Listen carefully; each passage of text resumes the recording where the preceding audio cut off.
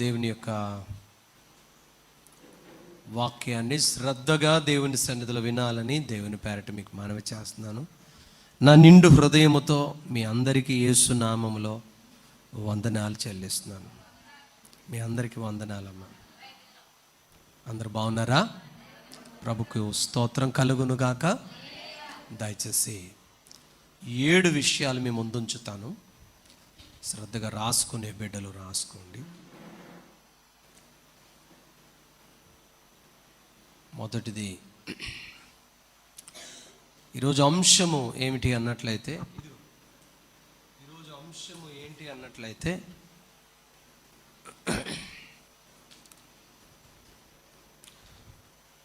ఏ రీతిగా ఆయన సన్నిధికి రావాలి. ఈరోజు అంశం ఏ రీతిగా ఆయన సన్నిధికి రావాలి. మీ పిల్లల్ని టిఫిన్కి రమ్మని పిలిచారు, మీ పిల్లల్ని భోంచేయడానికి రమ్మని పిలిచారు. వాళ్ళు ఎలా వస్తే సంతోషం మీకు?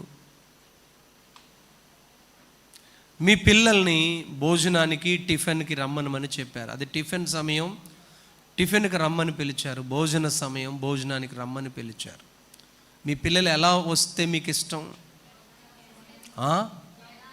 పరుగెత్తుకుంటూ వచ్చి మమ్మీ పెట్టు అని అడుగుతున్నప్పుడు, నువ్వు పెడుతూ ఉన్నప్పుడు మమ్మీ త్వరగా పెట్టు అని అడుగుతున్నప్పుడు, మీరు పెడుతూ ఉన్నప్పుడు మమ్మీ ఇంకొకటి ఉందా, కొంచెం ఉందా అని అడిగినప్పుడు మీరేమవుతారు? ఏడుస్తారు కదా. వీడిలా తినేస్తున్నాడు, ఇప్పటికే 3 ఇడ్లీ తిన్నాడు, ఇంకో 2 ఇడ్లీ అడుగుతున్నాడు వీడు, అంతేనా? అలాగేనా? వీడికి 2 పూరి తెచ్చి పెట్టాను, అందులో కూడా ఒక పూరి ముక్క నాకు పెట్టు అంటున్నాడు అని ఏడుస్తారా? అసలు పిల్లలంటూ ఎలా రావాలి? ఆ టిఫిన్కి చెప్పాలి, నాకు నోరు తెరిచి చెప్పాలి, అలా రావాలి. ఓకే. అమ్మమ్మ ఇంటికి వెళ్దామని అన్నారు, మా అమ్మ వాళ్ళ ఇంటికి వెళ్దామని మీ ఆయన అడిగాడు. అమ్మమ్మ ఇంటికి వెళ్దామని మీరు చెప్పారు. మా అమ్మ వాళ్ళ ఇంటికి వెళ్దామని మీ ఆవిడతో చెప్పారు. ఎలా వస్తే మీకు ఇష్టం మీ ఆవిడ? చెప్పండి. అత్తరా? పిల్లలైతే అమ్మమ్మ ఇంటికి అనగానే పరుగో పరుగు. చెప్పండి, పరుగో పరుగు. ఎందుకంటే అమ్మమ్మ ఇల్లు ఎప్పుడో వెళ్తారు, ఎందుకంటే నానమ్మ ఇంట్లో ఉంటారు కాబట్టి అమ్మమ్మ ఇంటికి అనేసరికి చెప్పండి ఎంతో ఆనందం. వాళ్ళ అమ్మమ్మ ఇంట్లో ఉంటారు, నానమ్మ ఇంటికి వెళ్దామన్నారు. ఎలా ఉంటుంది?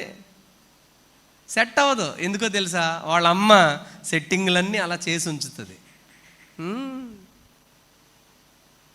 ఇవాళ క్రొత్త ఇంటిలోనికి మీరు గృహప్రవేశం చేస్తున్నారు. మీ బంధుమిత్రులందరూ ఎలా రావడం మీకు సంతోషం? చెప్పాలి. మీరు క్రొత్త ఇంటిలో గృహప్రవేశం మీరు చేసుకుంటున్నారు. మీ బంధుమిత్రులు ఎలా రావడం మీకు ఇష్టం? నిన్నే రావడం ఇష్టం. ఎప్పుడు? గృహప్రవేశం అయిపోయింది, అందరూ భోజనాలకు సిద్ధం అవుతున్నారు, అప్పుడు వచ్చారు. బాగుంటుందా? చెప్పండి. అప్పుడు వచ్చారు, బాగుంటుందా? లాస్ట్లో భోజనాలు అయిపోయినాయి, అరే భోజనాలు అయిపోయినాయి అన్నప్పుడు ఓ బ్యాచ్ దిగింది. చెప్పండి, ఓ బ్యాచ్ దిగింది. ఎలా ఉంటుంది మీకు? చెప్పాలి, చెప్పండి, త్వరగా చెప్పండి. మళ్ళీ పాస్టర్ గారు ఉంది, మాట్లాడతారు. నువ్వు దేవుని సన్నిధికి వచ్చేటప్పుడు 7 విషయాలతో నువ్వు దేవుని సన్నిధికి రావాలనేది ఈరోజు మీకు చూపిస్తా. శామ్ ఈరోజు దేవుని సన్నిధి గురించి ఆరాధన చేస్తారని నాకు తెలియదు. పరిశుద్ధాత్ముడు నన్ను వాక్యం సిద్ధపడతా ఉండగా పరిశుద్ధాత్ముడు నన్ను ఈ తలంపులతో నన్ను నింపాడు. ఇక్కడికి వచ్చి రాసుకున్నాను నోట్స్. నేను ఎప్పుడు గదిలోనే సిద్ధపడి రాసేసుకుంటాను, ఇక్కడ రాసుకోవాల్సి వచ్చింది వేళ. ఈరోజు దేవుని సన్నిధికి నువ్వు ఎలా రావాలి? టైటిల్ ఏంటి వేళ? ఏ రీతిగా ఆయన సన్నిధికి రావాలి, లేదా ఏ రీతిగా దేవుని సన్నిధిని సమీపించాలి. 7 విషయాలు మీతో మాట్లాడతాను. మొదటిది, ఉత్సాహ గానము చేయుచు రావాలి. మీ పిల్లల్ని అడిగారు, నాన్న అమ్మమ్మ ఇంటికి వెళ్దాం అన్నప్పుడు పిల్లలు మీకంటే ముందు బండి దగ్గర ఉండాలి. ఎలా ఉంటుంది మీకు? డాడీ చెప్పాలి, సత్యబాబు గారు చెప్పండి, ఎనోష్ గారు చెప్పండి, నాన్నగారు మీరు చెప్పండి. పిల్లలు మీకంటే ముందు ఆ వాహనం దగ్గరికి వచ్చి వాహనం దగ్గర ఆ చుట్టూ తిరుగుతున్నారు అనుకోండి, డాడీ రండి త్వరగా అని బండి ఎక్కేసి మీ అబ్బాయికి తాళం తిప్పడం వచ్చు, తాళం తిప్పి హార్న్ కొడుతున్నాడు, ఎట్టుంటుంది చెప్పాలి. నువ్వు దేవుని సన్నిధికి వచ్చేటప్పుడు అలా రావాలి. నాని వింటున్నావా?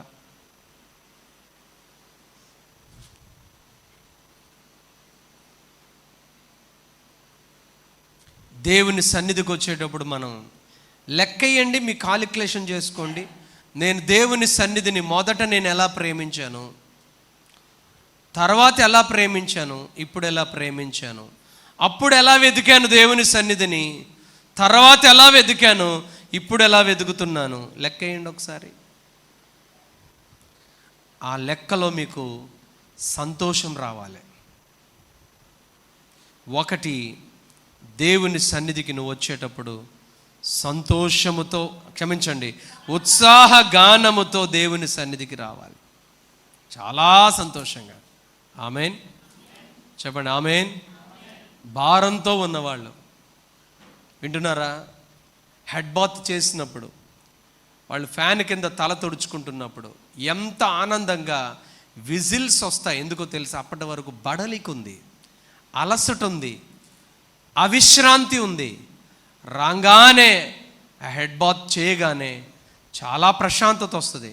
కాస్త టిఫిన్ టీ తాగి అలా సోఫాలో కూర్చోగానే పేపర్ చూస్తూనే పుస్తకం చదువుతూనే నిద్రలోకి వెళ్ళిపోతాం. నువ్వు దేవుని సన్నిధికి వచ్చినప్పుడు ఎలా రావాలో తెలుసా? వాక్యం చెప్తుంది, ఉత్సాహ గానము చేస్తూ ఆయన సన్నిధికి రావాలి. ఎవరికైనా దేవుని సన్నిధి భారంగా ఉంది అంటే నీకు దెయ్యం పట్టిందని అర్థం. You are possessed by evil. Yes, 100%. నీకు దెయ్యం పట్టింది, అందుకే దేవుని సన్నిధికి రాలేకపోతున్నావు. నీ పైన దయ్యాలు ఉన్నాయి, అందుకే నువ్వు దేవుని సన్నిధికి సంతోష గానము చేయొచ్చు, ఉత్సాహ గానము చేయుతూ నువ్వు రాలేవు.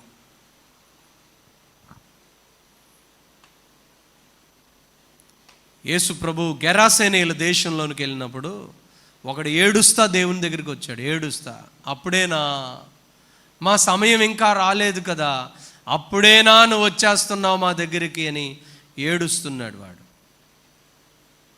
ప్రభు ఆ దయ్యాలను వెళ్ళగొట్టాడు. మీరు నమ్ముతారా? దయ్యాలు వెళ్ళిపోయిన తర్వాత ఆడు యేసు ప్రభు వెనకాల వచ్చేస్తానంటున్నాడు, అంతకుముందు రావద్దంటున్నాడు. దయ్యాలు వెళ్ళిపోయిన తర్వాత యేసు ప్రభు వెనకాల వస్తుంటే యేసయ్య అన్నాడు, నువ్వు ఇప్పుడు రావద్దు, నీ గురించి ఇంటి దగ్గర ఉన్న వాళ్ళందరూ ఏడుస్తూ ఉన్నారు, నువ్వు ఎలా ఉన్నావో, ఇప్పుడు విడుదల పొందిన ఆరోగ్యం ఎలా ఉందో, ఆ సంతోషం ఎలా ఉందో మీ తల్లిదండ్రులకి, నీ భార్య పిల్లలకు చూపించి ఆ సంతోషాన్ని, వెళ్ళు ఇంటికని వెనక్కి పంపించాడు యేసయ్య. ఆడంటున్నాడు, నన్ను క్షమించు, నీ వెంబడి రావద్దని నాతో అనొద్దు, నీ వెనకాల వస్తానంటున్నాడు. మరి దయ్యం పట్టినప్పుడు ఏమన్నాడు? యేసు ప్రభుని దగ్గరికి, దేవుని సన్నిధికి రాలేకపోతున్నారే కొంతమంది, దయ్యాలు పట్టిన వాళ్ళకి అపవిత్రాత్మ పొసెస్ అయింది. అందుకే దేవుని సన్నిధికి వారు సంతోషంతో ఉత్సాహ గానము చేయుచు రాలేరు.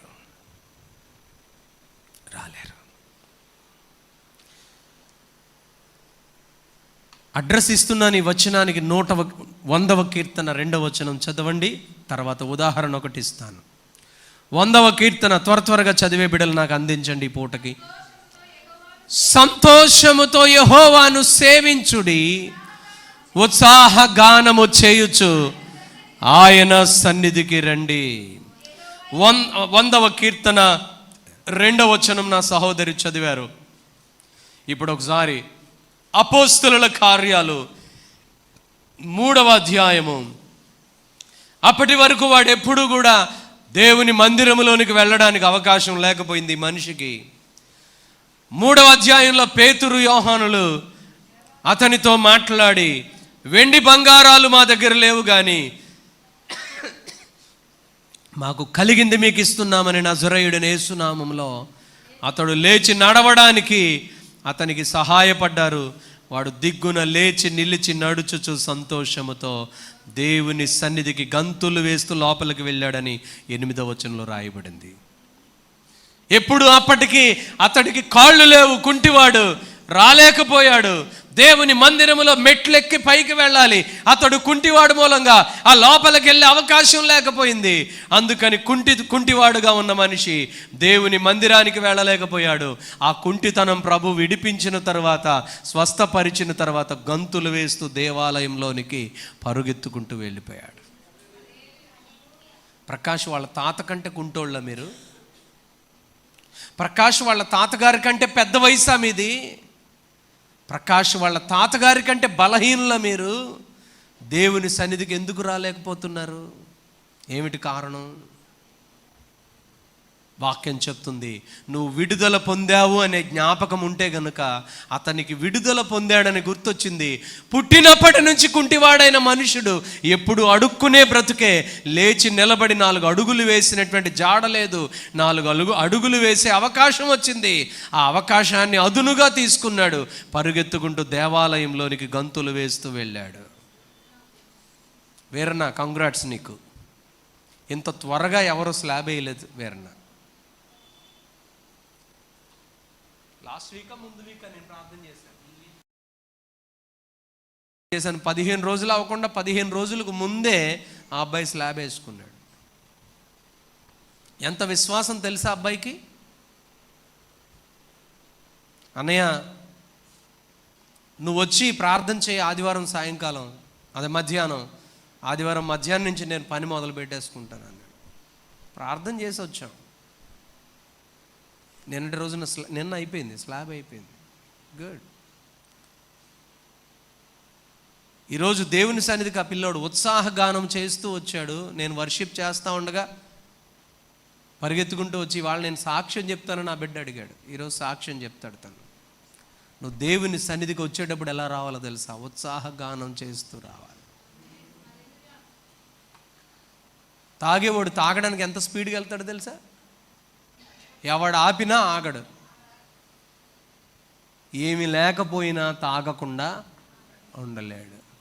మరి నువ్వెందుకు రాలేకపోతున్నావు దేవుని సన్నిధికి? వాక్యం చెప్తుంది, ఉత్సాహగానము చేస్తూ దేవుని సన్నిధికి నువ్వు రావాలి. ఎందుకో తెలుసా? నీ దేవుడు నీ జీవితంలో ఉత్సాహగానము చేసేలాగా నీ ఆరోగ్యాన్ని, నీ కుటుంబాన్ని, నీ జీవితాన్ని, నీ సమృద్ధిని ఆయన అలా ఇచ్చాడు. కాబట్టి అది గుర్తు రావాలి. బ్రతికేస్తున్నాను అని అనుకోబాకండే, ఆయన నన్ను నిన్ను బ్రతికిస్తున్నాడు గనుక ఇలా ఉన్నాం. హల్లెలూయా. నిన్న ఉన్న ఆరోగ్యానికి వాళ్ళున్న ఆరోగ్యానికి డాక్టర్లు చెప్తున్నారు, నిన్నేమో ఎలా ఉందో ఈరోజు నీకు ఇంతగా ప్రమాదకరంగా ఉందని చెప్తున్నారు. ఇవాళ నా యేసయ్య, నీ యేసయ్య ఆ పరిస్థితుల జోలికి నిన్ను పోనివ్వకుండా నిన్ను నడిపిస్తున్నాడు. నిన్నే అనుకుంటా 2 రోజుల క్రిందట ఎవరితోనో కానీ మాట్లాడాను. ఎవరితోనో కానీ చెప్పాను, మా శాము నేను అనుకుంటా ఎవరో అనుకున్నాం ఇద్దరం. శాము నేనే. రాజమండ్రి వెళ్ళినప్పుడు అక్కడ ప్రార్థన జరిగి బయటకు వచ్చేటప్పుడు కార్లలో వాళ్ళ డ్రెస్ చూస్తే, వాళ్ళ యొక్క వస్త్రధారణ చూస్తే చూడగానే కోటీశ్వరులు అనేలాగా కారుల్లో దిగుతున్నారు. ఎక్కడికో తెలుసా? కోటీశ్వరులు అన్నలాగా కారులో దిగుతున్నారు. వాళ్ళ దగ్గర ఉన్న పర్సు కానీ, వారు ఒంటి మీద ఉన్న నగలు కానీ, వారు వచ్చిన కారు కానీ అంత హోందాగా, అంత ఘనమైనదిగా వారు దిగుతున్నారు. ఎక్కడికో తెలుసా? హాస్పిటల్స్కి. శామ్, నువ్వు నేనైనా మాట్లాడుకున్నాం అది. ఆ హాస్పిటల్స్ మధ్యలోనే ఒక కళ్యాణ మండపం ఉంటే, ఆ కళ్యాణ మండపంలో ఆ రిసెప్షన్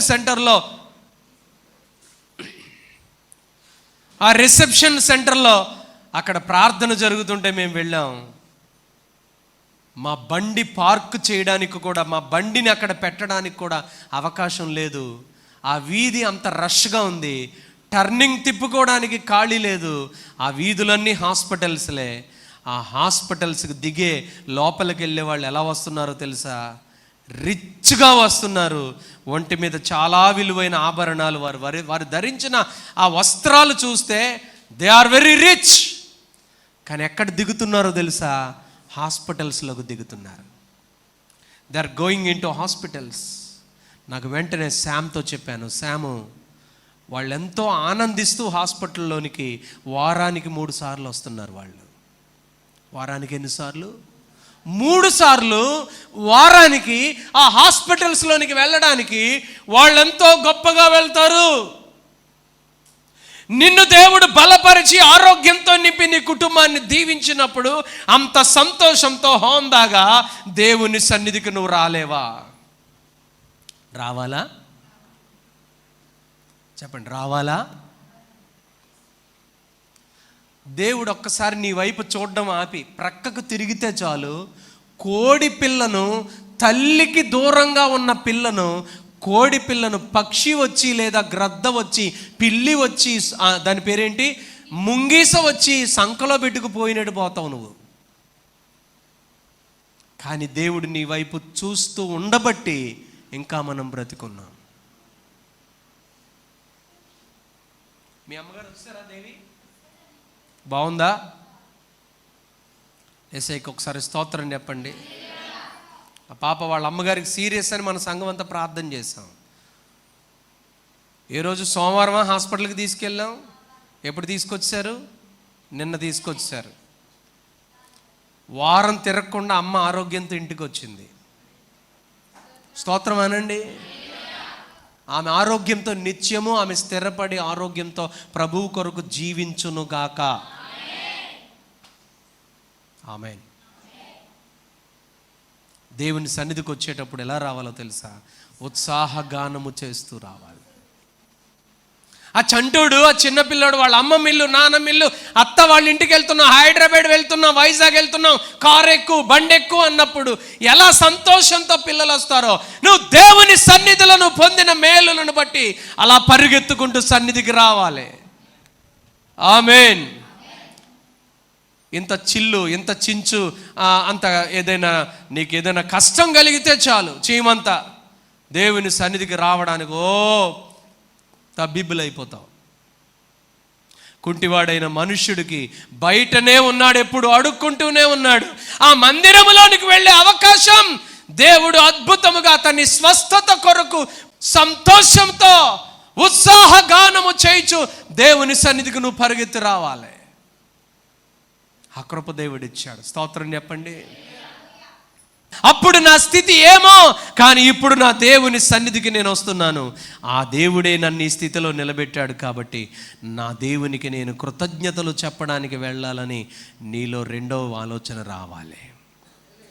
1, ఉత్సాహగానం చేస్తూ రావాలి. 100వ కీర్తన 2వ వచనం. 2వది, కృతజ్ఞతార్పణలు అర్పించుచు కృతజ్ఞతాస్తుతులు చెల్లిస్తూ దేవుని సన్నిధికి పరుగెత్తి రావాలి. 100వ కీర్తన 4వ వచనం. 3వది, దేవుని మందిరానికి నువ్వు వచ్చేటప్పుడు, దేవుని సన్నిధిని సమీపించేటప్పుడు విశ్వాసంతో రావాలి. చెప్పండి, ఎలా రావాలి? విశ్వాసంతో రావాలి. నువ్వు రోగివా? విశ్వాసంతో రావాలి. నీకు ఒక అవసరత ఈ వారం ఉందా? విశ్వాసంతో రావాలి. నీ కుటుంబంలో ఏదైనా కొదువు ఉందా, కొరత ఉందా? విశ్వాసంతో రావాలి. ఆ రోజున భర్తతో కలిసి ఆమె ఎంత విశ్వాసంతో వచ్చిందో తెలుసా? హన్నా వాళ్ళ ఆయన గారితో కలిసి దేవుని మందిరానికి వస్తుంది.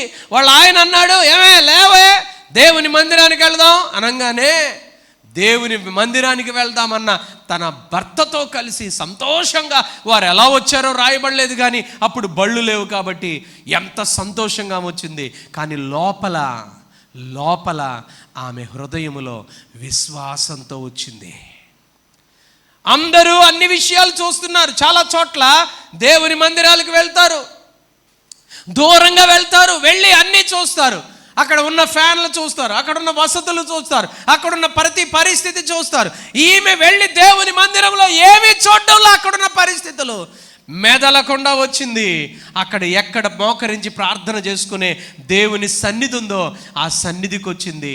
మోకరించి చెప్తుంది, దేవా సంతానం లేక బయట అల్లరిపాలైపోతుంది నా జీవితం, ఇంట్లో అల్లరిపాలైపోతుంది నా జీవితం, రోజు తగాదయే నా సవితికి నాకు పిల్లలు లేకపోవడంతో నా భర్త వేరే ఆమెను ఉంచుకున్నాడు, పరిస్థితిలా తగలనింది.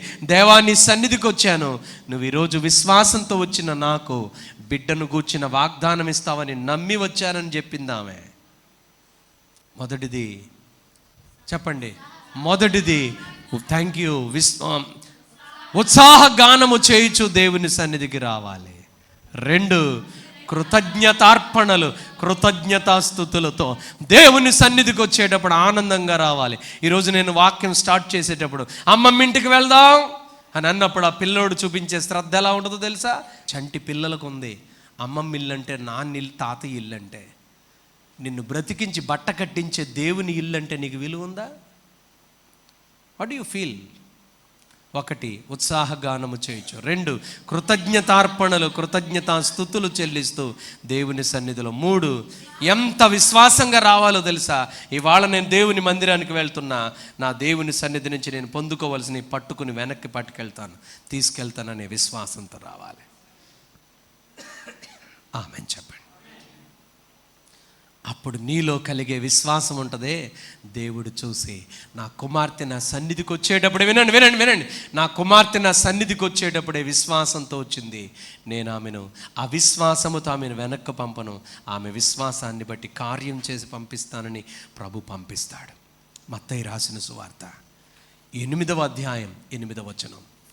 మత్తయి రాసిన సువార్త 8వ అధ్యాయం, తల్లి చదువు, 8వ వచనం. ఒక శతాధిపతి యేసు ప్రభు దగ్గరికి వచ్చాడు, ఆయన సన్నిధికి వచ్చాడు. ఆయన ఈ భూమి మీద జీవిస్తున్న దినాలవి. ఆయన సన్నిధికి వచ్చి లోపలికి వచ్చి ఏమని చెప్తున్నాడో తెలుసా?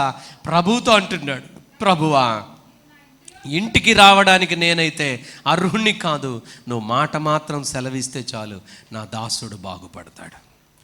యేసును నేను కలిశాను ఆయన మందిరంలో, ప్రభువుని కలిశాను ఆయన సన్నిధిలో, ప్రభు నాతో మాట్లాడాడు ఆయన వాక్యం ద్వారా, నేను పొందుకుంటాను అనే విశ్వాసంతో దేవుని సన్నిధికి మీరు రండి, పొందుకోకపోతే అడగండి. ఆమేన్ చెప్పండి. పిల్లల పరీక్షల కోసం ఇక్కడ మోకరించి ప్రార్థన చేసుకోవడానికి వస్తారు. పెన్నులు ఇస్తాం, పెన్నులు రాస్తాయి కాదు, సంతోషంతో వారికి ఇచ్చేవే పెన్నులు. పిల్లలు వచ్చేటప్పుడు, పరీక్షలకు వచ్చేటప్పుడు ప్రార్థన చేసుకోవడానికి వస్తారు. ఎగ్జామ్కి వచ్చేటప్పుడు, వెళ్ళేటప్పుడు పిల్లలు ఎంత ఆశగా పరిగెత్తుకుంటూ వస్తారు సన్నిధికి, ప్రార్థన చేసుకుంటారు. నా దగ్గరికి వస్తారు ప్రార్థించండి అని. నువ్వు విశ్వాసంతో వచ్చావా, ప్రభు నిన్ను విజయముతో నిన్ను వెనక్కి మరలా పంపిస్తాడు. సంతానం లేక వచ్చావా దేవుని సన్నిధికి, నీకు సంతతినిచ్చి దేవుడు నిన్ను ఘనపరుస్తాడు, నిన్ను సాక్షిగా నిలబెడతాడు. ఏదైనా నువ్వు పోగొట్టుకున్నావా, విశ్వాసంతో ఆయన సన్నిధికి రా, నువ్వు పోగొట్టుకున్న దానిని ప్రభు మరలా నీ చేతులకు అందిస్తాడు. సవాల్ వింటున్నారా? చెప్పండి, వింటున్నారా? దేవుని సన్నిధికి వచ్చినప్పుడు, నా ప్రభు దగ్గరికి నేను వచ్చాను, ఈ అవసరత నా కుటుంబంలో, నా జీవితంలో ఉంది, ఆయన చేసి ముగిస్తాడని ఇక్కడికి రండి. విశ్వాసంతో ఆయన చేసి నీ జీవితంలో కార్యం చూపిస్తాడు. మా అమ్మ నన్ను చచ్చిపోయినప్పుడు తీసుకెళ్ళినప్పుడు ఆ యేసు ప్రభు బ్రతికిస్తాడని చెప్పినావిడా అలా చెప్పింది.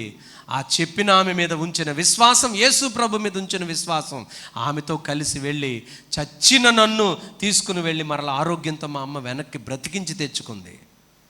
అలా ఉండాలి విశ్వాసం అంటే. మా అమ్మకి ఎంత విశ్వాసం తెలుసా? మా అమ్మ బ్రతికున్నప్పుడు ఎవరైనా మీ ఇంటికి వచ్చి, మీ ఇంట్లో మా అమ్మ వచ్చి మీతో మాట్లాడిన విషయాలు మీకు గుర్తుండును గాక. ఎలా మాట్లాడేదో తెలుసా మా అమ్మ? నా దేవుడు ఎలాంటి కార్యమైనా చేయగలడని చెప్పేది. మా అమ్మ విడిపోయిన ఎన్నో కుటుంబాలని కట్టింది. నా కూతురు అనేది, అవసరమైతే అతన్ని కొడుకు అనేది, నువ్వు నా కోడలు అనేది, ఎన్నో కుటుంబాలని నా తల్లి కట్టింది. ఆమెను చెప్పండి. ఇవాళ ఎందుకు ఈ మాట చెప్తున్నానో తెలుసా? నువ్వు కలిగిన దేవుని పైన నీకు విశ్వాసం ఉండి దేవుని మందిరానికి వచ్చేటప్పుడు ఆ విశ్వాసంతో లోపలికి రావాలి. ప్రభు నిన్ను నిశ్చయముగా నీ విశ్వాసానికి తగిన ఫలితం ఇచ్చి పంపిస్తాడు. నాలుగోదా మూడోదా? నాలుగోది ఇప్పుడు చెప్పబోతున్నాను. దేవుని సన్నిధికి వచ్చేటప్పుడు ప్రవర్తన జాగ్రత్తగా చూసుకొని రావాలి. దేవుని సన్నిధికి వస్తున్నావా? ప్రవర్తన జాగ్రత్త. దేవుని సన్నిధిని నువ్వు సమీపిస్తున్నావా? నీ ప్రవర్తన జాగ్రత్త.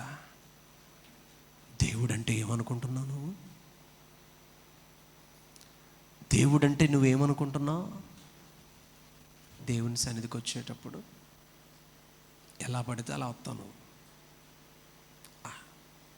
కేర్లెస్. ప్రభు నిన్నేం చంపడు, కానీ నీకు ఇవ్వలేడు ఆయన. ప్రభు నిన్నేం చంపడు, కానీ నీకు ఆయన ఏమీ ఇవ్వలేడు. నువ్వు చూసుకోకుండా ఇప్పుడెక్కడలేండి, అన్ని ప్యాకెట్లు వచ్చేసినాయి. ఇప్పుడు అన్ని ప్యాకెట్లే. పాలు చెప్పండి, పర్లేదు, పాలు ప్యాకెటే, పెరుగు, ఇడ్లీ రవ్వ, కందిపప్పు, చింతపండు అన్నీ ప్యాకెటే. పూర్వం అలా కాదు. పాలుకి వెళ్ళేటప్పుడు ఏం పట్టుకెళ్ళాలి? పాలకాయను పట్టుకెళ్ళాలి. ఇప్పుడంటే సీసాల్లో పోసేస్తున్నారు. ఇది ఇంకా గొప్పగా ఉంది. మీరు చూసుకోకుండా పాల కోసమని కంగారుగా వచ్చారని చెప్పి పాలు పోసే ఆయన పరుగెత్తుకుంటూ పాత్ర తీసుకెళ్ళారు గమనించకుండా. ఎందుకంటే అప్పటి వరకు లెగరు మీరు. గబగబ తీసుకెళ్ళగానే పోసే ఆయన ముందేం చూస్తాడో తెలుసా? ఆ పాత్ర చూస్తాడు, చూసి పోస్తాడు. నువ్వు చూడకుండా తెచ్చినా ఆయన చూసి పోస్తాడు. నీ ప్రవర్తన అజాగ్రత్తగా దేవుని సన్నిధికి వస్తే ఆయన నీకు పొయ్యలేడు, ఆయన నీకు ఇవ్వలేడు, ఆయన నిన్ను నింపలేడు, నీకు ఆయన ఏ సహాయం చేయలేడు. స్తోత్రం అనండి, చెప్పండి స్తోత్రం అనండి. ఓ చంటి బిడ్డ ఆడు కొంచెం నడుచుకుంటూ జాగ్రత్తగా వెళ్తున్నటువంటి ఆ పిల్లోడు 500 కాగితం పట్టుకుని ఐస్ క్రీమ్ దగ్గర నుంచి ఉన్నాడు. ఐస్ క్రీమ్ కూడా ఇచ్చేస్తాడా? చెప్పాలి. ఇస్తాడా? ముందెవడో. ఎందుకో తెలుసా? ఆడు ఐస్ క్రీమ్ను చూసి ఆ బల్ల మీద ఉన్న డబ్బులు పట్టుకొచ్చేసాడు ఐస్ క్రీమ్ కోసం అని ఆలోచించి మళ్ళీ పోం అని కొడతాడు. కొట్టి వాళ్ళు ఎవరు వింటలేదు. వద్దమ్మా నువ్వు వెళ్ళిపో, లోపల పట్టుకెళ్ళిపో అంటాడు. ఎందుకో తెలుసా? ఇస్తే ఒక తంట, ఇవ్వకపోతే ఒక తంట. తంట కాబట్టి చెప్పండి బోర కొడతాడు. వాళ్ళ అమ్మ కనుక ఇవ్వండి చిల్లరుందా అని అడుగుతుంది. నేనే ఇచ్చాను 500 అన్న తర్వాత ఇస్తాడు. ఇవాళ దేవుని సన్నిధికి వచ్చేటప్పుడు నీ ప్రవర్తన జాగ్రత్తగా ఉందా? గ్రంథంలో నేను ఎంతోమందిని చెప్పగలనండి, ప్రవర్తన బాగోలేని వాళ్ళకి దేవుడు ఇవ్వాల. వాళ్ళు వెళ్ళి ఎంతో వేదనతో ప్రభుని అడిగారు, కానీ వారికి ప్రభు సహాయం చేయడానికి ఆయన ఇష్టపడాల. వారి ప్రవర్తన బాగుంటే వారు ఎలాంటి పరిస్థితి అయినా వారిని పైకి లేవనెత్తిన దేవుడే దేవుడు. నీ ఇష్టం వచ్చినట్టు నువ్వు బతుకుతూ దేవుడు నాకు ఇలా చేసేస్తాడని అంటే ఆగండి. అది నీ ప్రయత్నం వలన పొందుకుంటున్నావు, దేవుని కృప వలన పొందుకునేది అది కాదు. ఎందుకో తెలుసా? నువ్వు దేవుని కృప వలన పొందుకునేదైతే గనక నీవు దేవుని సన్నిధికి నీ ప్రవర్తన జాగ్రత్తగా చూచుకుంటూ ఆయన సన్నిధికి రావాలి. స్తోత్రం అంటారా ఒకసారి? ప్రవర్తన జాగ్రత్తగా ఉండాలి, నడవడిక జాగ్రత్తగా ఉండాలి, తలంపులు జాగ్రత్తగా ఉండాలి, ఆలోచనలు జాగ్రత్తగా ఉండాలి. అలా లేకపోతే ప్రభు నీకే సహాయం చేయలేడు. మొదటిది, ఉత్సాహగానము చేయుచు ఆయన సన్నిధికి నువ్వు రావాలి. 2, కృతజ్ఞతాస్తుతులు లేదా అర్పణలు దేవుని సన్నిధికి చెల్లిస్తూ ఆయన సన్నిధికి రావాలి. 3, ప్రభు మీద చాలా విశ్వాసంతో రావాలి. 4, ప్రవర్తన జాగ్రత్తగా చూసుకుని దేవుని మందిరానికి రావాలి.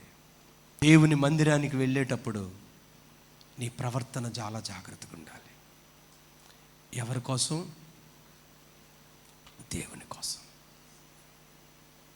నువ్వు దేవుని కొరకు భయపడుతూ నీ ప్రవర్తన జాగ్రత్తగా చూసుకుంటూ ఉండే దేవుని బిడ్డవైతే దేవుడు తన సన్నిధిలో నువ్వు రాగానే నీ హృదయాన్ని చూస్తాడు, దాని ప్రతిఫలం ప్రభు నీకు ఇస్తాడు. మన ప్రవర్తన చాలా జాగ్రత్తగా చూసుకుని దేవుని మందిరానికి రావాలి. నీ తలంపుల్లో సాతానుకు సంబంధించింది ఏది ఉండడానికి వీల్లేదు. ఏ అనాలోచనగా నువ్వు దేవుని సన్నిధికి లోపలికి వచ్చేటప్పుడు నీ తలంపులు ఉండడానికి వీల్లేదు. నువ్వు వస్తున్నావా? నేను మీ గృహాలకు వస్తున్నానా? ఏ అన్య తలంపులు నాలో కానీ, ఏ అన్య తలంపులు దేవుని సన్నిధికి వచ్చిన మనలో కానీ ఇంత కూడా ఉండడానికి వీల్లేదు. 1, ఉత్సాహ గానము చేస్తూ రావాలి. 2, కృతజ్ఞతార్పణలు సంతోషంతో దేవునికి అర్పించడానికి రావాలి. 3, ఎంతో విశ్వాసంతో దేవుని మందిరానికి రావాలి. 4, ప్రవర్తన చాలా జాగ్రత్తగా చూసుకుని రావాలి. అననీయ సప్పీరా, అడ్రస్ రాసుకోండి. అననీయ సప్పీరా అపోస్తుల కార్యాలు 5వ అధ్యాయంలో ప్రవర్తన జాగ్రత్తగా చూసుకోకుండా 2 భార్యాభర్తలు వేరే వేరే సమయాల్లో వచ్చారు. వారి ప్రవర్తన ఏంటో తెలుసా? దైవజనుని మోసగించడానికి, 10 మందిలో మేము డబ్బు ఇచ్చామని చెప్పడానికి మోసపూరితమైన హృదయముతో వచ్చారు. అక్కడ అంటున్నాడు, 4వ వచనంలో అంటున్నాడు, పేతురు ఏమంటున్నాడో తెలుసా? అది నీ యొద్దనున్నప్పుడు అది నీదే కదా, అమ్మా అమ్మిన పిమ్మట అది నీదే. తర్వాత ఎందుకు హృదయములో ఈ సంగతి ఉద్దేశించుకుని నా సన్నిధికి వచ్చావు? దేవుని సన్నిధికి ఉద్దేశం కరెక్ట్ కాదు. చెప్పండి, ఉద్దేశం కరెక్ట్ కాదు. ఉద్దేశం కరెక్ట్ అయితేనే దేవుడు మనల్ని దీవిస్తాడు. ఈరోజు దేవుని మందిరానికి వస్తున్నావా? నువ్వు నీ ప్రవర్తన చాలా జాగ్రత్తగా చూసుకొని దేవుని మందిరానికి రావాలి. 5వ విషయం, దేవుని మందిరానికి వచ్చేటప్పుడు నీవు గడగడ వణుకుతూ రావాలి. 5వ విషయం, కీర్తనలు 2వ కీర్తన 11వ వచనం చదవండి డాడీ. 2వ కీర్తన 11వ వచనం. 2వ కీర్తన 11వ వచనం. భయభక్తులు కలిగి యెహోవాను సేవించుడి, గడగడ వణుకుచు సంతోషించండి. ఒళ్ళు మర్చిపోయి కాదు, సంతోషించండి.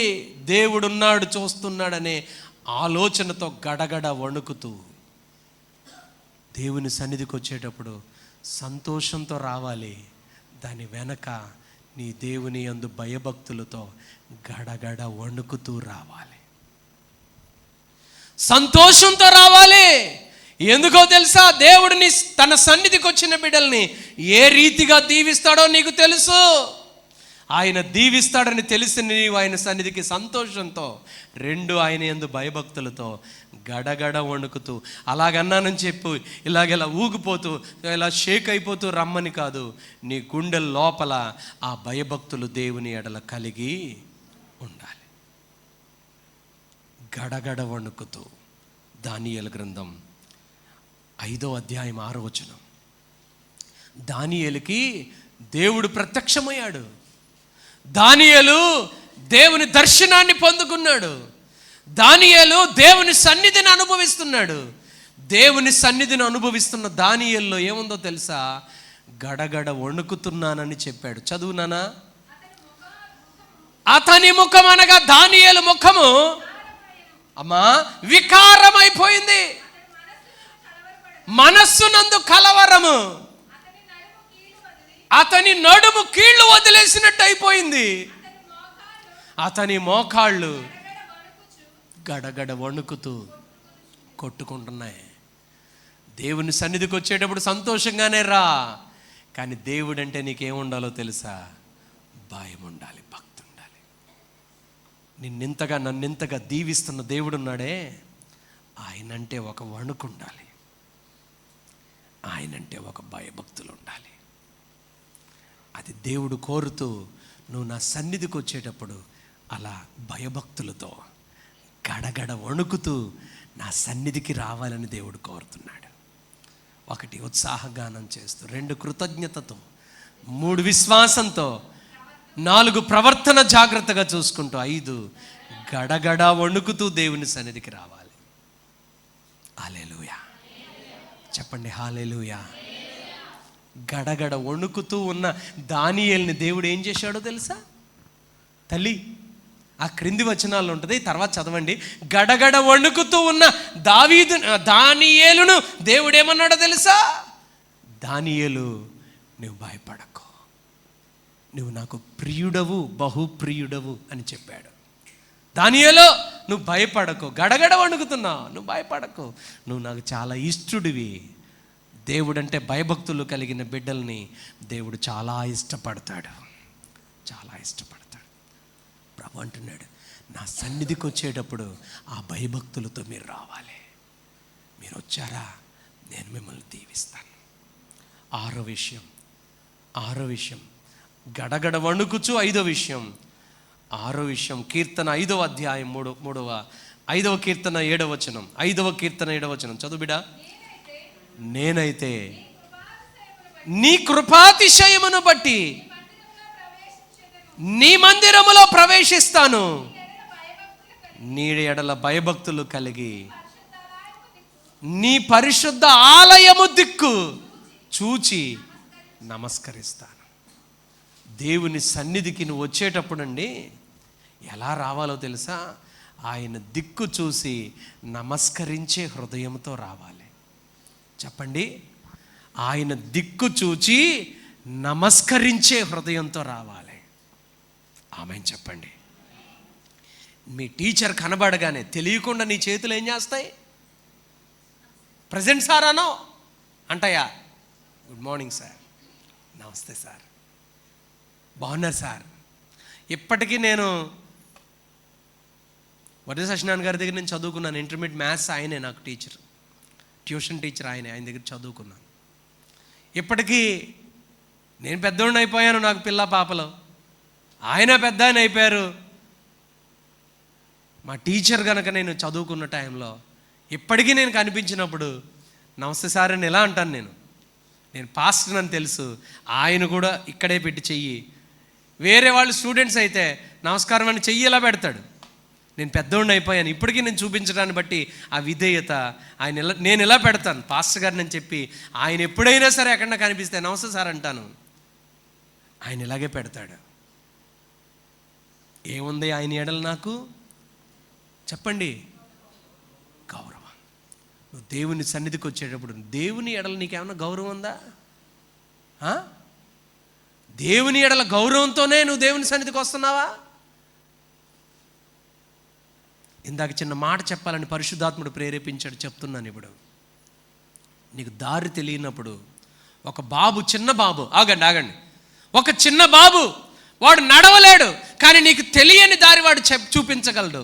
అంకుల్, ఆ ఇల్లు ఇక్కడ అంకుల్, రండి అంకుల్ అని పరిగెత్తుతూ ఉంటుంటే నువ్వు వాడు వెనకాల బండేసుకెళ్తావా లేదా? చెప్పాలి నాకు. ఏ కృప, నీకు తెలీదు ఆ ఇల్లు దారి, నువ్వు క్రొత్త అడుగుతున్నావు, అంకుల్ నాకు తెలిసి ఇటు రండి అంకుల్, ఆ ఇల్లు ఇది అని చూపిస్తున్నాడు.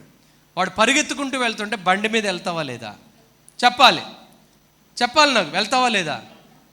వెళ్తాం. ఎందుకని? మనకేం కావాలి? వారి అడ్రస్ కావాలి. ఆరాధనలో నడిపించేటప్పుడు ఈ పిల్లోడు చిన్నోడైనా, ఆరాధనలో నిన్ను నన్ను నడిపించేటప్పుడు ఈడు నా కొడుకు కావచ్చు, ఈడు నీకు మేనలుడు కావచ్చు, ఈడు నీకంటే చిన్నోడు అవ్వచ్చు, ఈయన చిన్నప్పుడు నువ్వు ఎత్తుకొని ఉండొచ్చు, కానీ వీడు ఆరాధనలో దేవుని సన్నిధికి దగ్గరగా నిన్ను నడిపిస్తున్నప్పుడు ఆరాధనలో నడిపించి అతని వెనకాల నువ్వు వెళ్ళాల్సిందే. రవి విన్సెంట్ గారు నాకంటే చిన్నోడు. నేను పరిచర్యలో నేను ఇక్కడ నిలబడినప్పుడు ఆయన ఇంకా పరిచర్యలో లేడు. ఒక ఆసక్తి కలిగి ఒక చిన్న చదువుకునేటువంటి ఒక విద్యార్థి. ఇవాళ రవి విన్సెంట్ గారిని దేవుడు నాకంటే పై స్థానంలో ఆత్మలో అనేక విషయాల్లో దేవుడు పైకి లేవనెత్తాడు. నువ్వు నాకంటే చిన్నోడు రా నాయన, ఆ కార్యక్రమాలు నీ వెనక నేను చెయ్యలేను అని అనడానికి నాకు అవకాశం లేదు. నాకు తెలియని దారి, తెలియని ఆత్మ నడిపించే కృపావరాలు దేవుడు ఆయనకి ఇచ్చాడు. నేనేం చేయాలో తెలుసు, ఆయన వెనక వెళ్ళాల్సిందే. ఈరోజు ఆత్మలో నడిపించేటప్పుడు ఆరాధనలో నిన్ను నడిపిస్తున్నారు, వారెవరైనా కావచ్చు. కానీ నీ దృష్టిలో ఆరాధన నడిపించే వాళ్ళని చూస్తూ నువ్వు ఆరాధన చేయకూడదు. నువ్వు ఎలా చేయాలో తెలుసా? ఆయన వైపు చూస్తూ, ఆయనకు భయపడుతూ, ఆయన సన్నిధిలో నువ్వు ఆరాధన చేయాలి. అంతేగాని ఆ పిల్లోడు పాడుతుంటే, ఆ పిల్లోడు నుంచోమంటే, ఆ పిల్లోడు చేతులు ఎత్తమంటే, ఆ పిల్లోడు ఎలా అంటే నేను వద్దులే అలా వద్దు. ఇక్కడికి నువ్వు వచ్చింది ఎవరి కోసం వచ్చావో తెలుసా? ఆయన సన్నిధి కొరకు వచ్చావు. ఆయన నిన్ను నడిపించడం కొరకు వచ్చావు. ఆయన నిన్ను నడిపించేటప్పుడు ఎలా నువ్వు చేయాలో తెలుసా? ఆరో విషయం చెప్పాను, నమస్కరిస్తూ ఆయన సన్నిధిలో దేవుని సన్నిధిని ప్రవేశించాలి. అజాగ్రత్తగా ఉండొద్దు. నమస్కారం నీ లోపల, నీ హృదయం లోపల ఆ భావం దేవుడు చూడగలగాలి. స్తోత్రం చెప్పండి. హల్లెలూయా.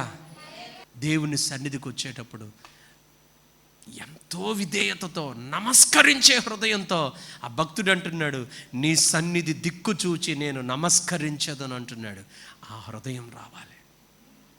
మందిరానికి వచ్చేటప్పుడు నన్ను క్షమించండి, చాలామంది ఇలా ఇక్కడికి వచ్చి రైతులు, నేను చెప్పేది రైతులు, వాళ్ళు సైకిల్ అక్కడ స్టాండ్ వేస్తారు, బైక్ అక్కడ స్టాండ్ వేస్తారు, ఇలా చేతులు ఎలా అనుకుని ఇలా చూస్తారు, అటు చూస్తారు, వాళ్ళు అటు చూస్తారు, ఇటు పైకి చూస్తారు, సిలువ గుర్తు పైన వెలుగుతూ ఉంటుంది, అటు చూస్తారు. వాళ్ళకి దేవుని మీద ఒక భయభక్తులు. ఇలా అంటారు. మన హృదయం లోపల ఉండాలి. అనమని కాదు నేను అనేది, అది నీ లోపల ఉన్నట్లు నా ప్రభువు చూడాలి. ఆమెను చెప్పండి. యేసు ప్రభు జీవిస్తున్న రోజుల్లో ఆయన ఒక మాట చెప్పారు. పరిసయ్యుడు వెళ్ళాడట మందిరానికి, సుంకరి వెళ్ళాడట. పరిసయ్యుడు అంటున్నాడట, నీకేమిస్తున్నాను లెక్కలేస్తున్నాను చెప్తున్నాను విను, 10వ భాగం నీకు ఇస్తాను, ఉపవాసం ఉంటాను, నీకు కావలసిందల్లా ఇస్తాను అని అటువైపు చూసి గొప్పగా చెప్తున్నాడు.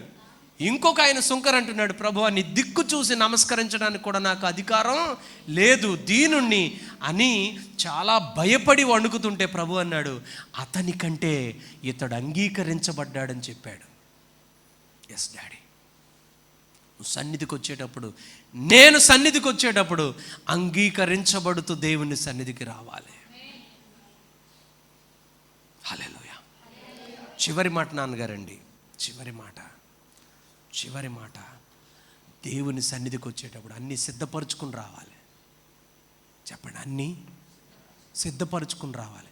ఇక్కడికి వచ్చిన తర్వాత కాదు, దేవుని సన్నిధికి వచ్చేటప్పుడు కూడా అన్నీ సిద్ధపరచుకుని రావాలి. ఆమేన్ చెప్పండి. ఇక్కడికి వచ్చినాక కాదండి, సన్నిధికి వచ్చేటప్పుడు దేవుణ్ణి నువ్వు ఎలా ఘనపరచాలో సిద్ధమై రావాలి. ఆయన ఎవరో తెలుసా? నువ్వు వస్తున్నావని, నువ్వు దేవుని సన్నిధికి సమీపిస్తున్నావని ఆయన నీ కోసం ఎలా సిద్ధపడ్డాడో ఒక వచనం ఇస్తాను, చదవండి. 21వ కీర్తన. నువ్వు ఆయన సన్నిధికి వస్తున్నావని వచ్చే నీ కోసం ఆయన ఎలా సిద్ధపడి ఆయన సన్నిధిలో నీ కొరకు ఎదురు చూస్తున్నాడో చదవండి. 3వ వచనం, శ్రేయస్కరమైన ఆశీర్వాదములతో నువ్వు వస్తున్నావు లోపలికి. నా కుమార్తె నువ్వు వస్తున్నావా?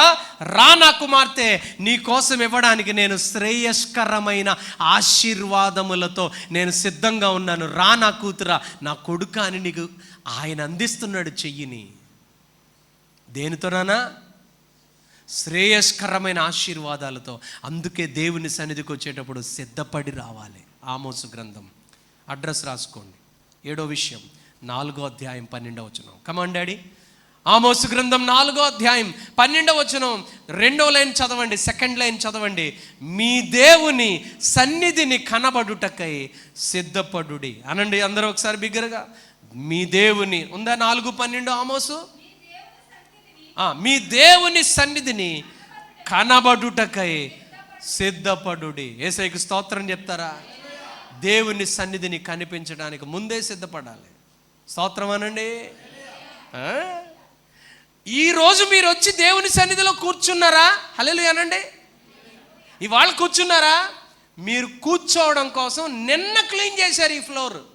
ఈ రోజు కొరకు నిన్న సిద్ధపడ్డారు. నువ్వు రేపటి దేవుని సన్నిధికి వెళ్ళడం కొరకు ఈరోజే ఆత్మలో నువ్వేమవ్వాలో తెలుసా? అన్ని విషయాల్లో సిద్ధపడిపోవాలి. టుమారో ఈ సండే. అన్నిటికీ మనం ముందే ఏమవ్వాలో తెలుసా? సిద్ధపడాలి. హల్లెలూయా చెప్పండి. మొదటిది, దేవుని సన్నిధికి నువ్వు టైటిల్ ఏంటో చెప్తున్నాను ఈరోజు. వాక్య టైటిల్ ఏంటంటే, ఏ రీతిగా ఆయన సన్నిధికి నువ్వు రావాలి. ఎలా రావాలి ఆయన సన్నిధికి? ఒకటి, ఉత్సాహగానం చేస్తూ రావాలి. ఆమేన్. దేవుని దగ్గరికి వచ్చేటప్పుడు అమ్మమ్మ ఇంటికి వెళ్దామన్నంత సంతోషంగా పిల్లలు పరిగెడుతున్నారు కదా, అలా నువ్వు దేవుని సన్నిధికి పరిగెత్తుకుంటూ రావాలి. ఆమేన్. ఒకటి, ఉత్సాహగానం చేయొచ్చు. ముగిస్తూ రెండో మాట, కృతజ్ఞతార్పణలు లేదా కృతజ్ఞతతో రావాలి. 3, విశ్వాసంతో రావాలి. 4, ప్రవర్తన జాగ్రత్తగా చూసుకుని రావాలి. 5, గడగడ వణుకుతూ దేవుని సన్నిధిని సమీపించాలి దానియేలులాగా. 6, ఏమండి, ఆయన దిక్కు చూసి నమస్కరించే హృదయముతో దేవుని సన్నిధికి, ఆయన సన్నిధికి రావాలి. 7వది, అన్నీ సిద్ధపరచుకుని అంతా సిద్ధమై రావాలి. యేసయ్యకి స్తోత్రం చెప్పండి. హల్లెలూయా. ఆయనకి ఉత్సాహ గానం మనలో నోట్లోంచి రావాలంటే, ఆయనకు కృతజ్ఞత రావాలంటే, విశ్వాసంతో దేవుని సన్నిధికి రావాలంటే, నాలుగో మాట ప్రవర్తన జాగ్రత్తగా చూసుకుంటూ, 5వ మాట గడగడ వణుకుతూ దేవునికి నమస్కరిస్తూ ఆయన సన్నిధిలో సిద్ధపడి రావాలంటే, ఒకసారి గతం గుర్తొస్తే చాలు, ఆయన సన్నిధికి మన జీవితాన్ని సమర్పిస్తాం. చెప్తారా అందరూ? స్తోత్రం అంటారా? ఇవాళ ఆయన సన్నిధిని బట్టి ఆనందిద్దాం. ఆయన ఇచ్చిన స్థితిని బట్టి స్తుతిద్దాం. దేవుడే మనకు ఆయన కృపనిచ్చాడు.